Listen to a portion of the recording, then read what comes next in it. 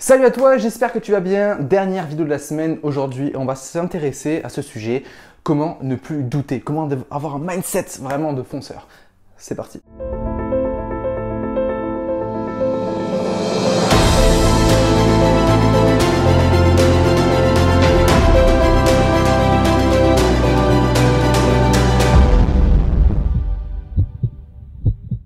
Alors si ce n'est pas encore fait, je t'invite à t'abonner à cette chaîne YouTube, à liker la page Facebook et à me suivre également sur Instagram. J'espère que cette série te plaît, j'espère qu'elle t'apporte énormément de valeur.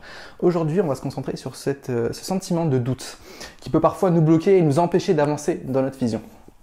Déjà, il faut accepter que le doute, c'est tout à fait naturel. C'est quand on sort de sa zone de confort, on a un petit manque de clarté, on commence à douter de ses capacités et c'est normal. En fait, à chaque fois qu'on sort de sa zone de confort, on passe par une phase de je repars dans mes croyances limitantes et je repars dans mes peurs, mes blocages que j'ai malgré tout pu déjà travailler. Et ça, il faut l'accepter.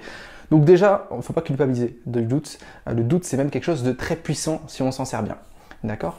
Alors, pour arrêter de douter, il y a plusieurs méthodes. La première, c'est se projeter sur toutes les victoires que tu as déjà pu avoir dans ta vie. D'accord? Tous les moments où tu t'es retrouvé dans un endroit un petit peu étroit en te demandant, je ne sais pas si ça va passer, ou carrément tu as vécu un échec et de te demander comment tu as réussi à t'en sortir. Et rien que ça va te prouver que tu es capable de te surpasser, que tu es capable de te sortir de la boue pour en sortir grandi. D'accord? Donc déjà ça peut paraître simple, mais c'est extrêmement puissant. Tu te projettes dans ton passé, tu analyses les grands défis que tu as dû traverser, tu observes comment tu l'as fait, quelles ont été les ressources que tu as pu mettre en place pour dépasser cette difficulté, quelles sont les attitudes que tu as pu avoir, les aptitudes ou tes connaissances que tu as pu mettre en œuvre pour te sortir de cette fameuse boue. D'accord? Tu adaptes savoir-faire, savoir-être et tes savoirs. Là, ça, c'est un élément extrêmement important parce que c'est facile de se comparer à son passé sur le négatif, mais c'est un peu plus compliqué et c'est quelque chose qu'on ne pense pas faire, analyser son passé de manière positive. Quelles sont les choses que j'ai réussi à surpasser? Quelles sont mes forces que j'ai eues et qui m'ont aidé à passer des difficultés que je ne pensais pas pouvoir passer. D'accord? Et la deuxième technique, c'est de se projeter.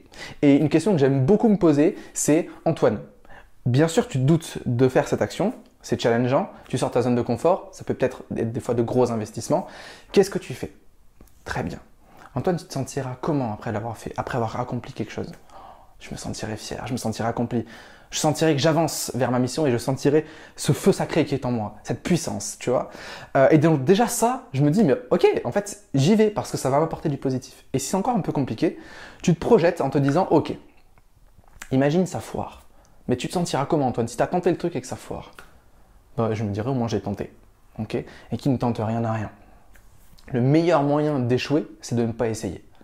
Et on regrette, et ça vraiment, retiens-le bien, on regrette plus ce qu'on n'a pas fait plutôt que ce qu'on a essayé de faire.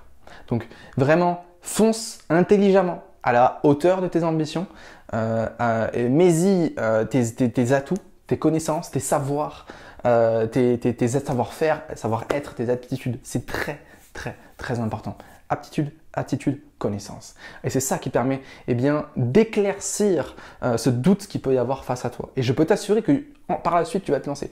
C'est aussi quelque chose qu'on a vu dans la partie stratégie, il me semble. Quand tu doutes d'une direction que tu vas prendre, essaye d'analyser les obstacles que tu peux avoir sur ce chemin-là. Et ces obstacles-là, tu vas chercher à trouver des solutions pour les contourner.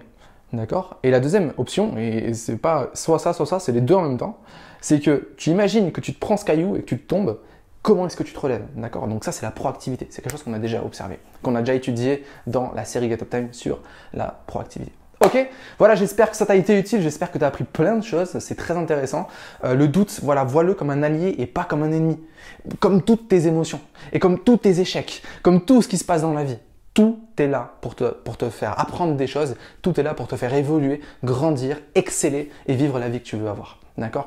Donc, sois positif ou positive, sois responsable et je peux t'assurer que ça va transformer ta vie. La semaine prochaine, on va se concentrer sur les habitudes. Donc, c'est quelque chose que les gens apprécient énormément, le pouvoir des habitudes, comment changer ses attitudes, comment booster sa discipline, etc. C'est quelque chose qu'on va étudier la semaine prochaine. J'espère que cette vidéo t'a plu. N'hésite pas à la partager, à liker, à t'abonner à la chaîne YouTube. et à t'abonner à ma page Instagram et page Facebook. Je partage beaucoup de contenu également. Je te dis à la semaine prochaine pour le prochain sujet. N'oublie surtout pas que tu es une personne extraordinaire. Ciao.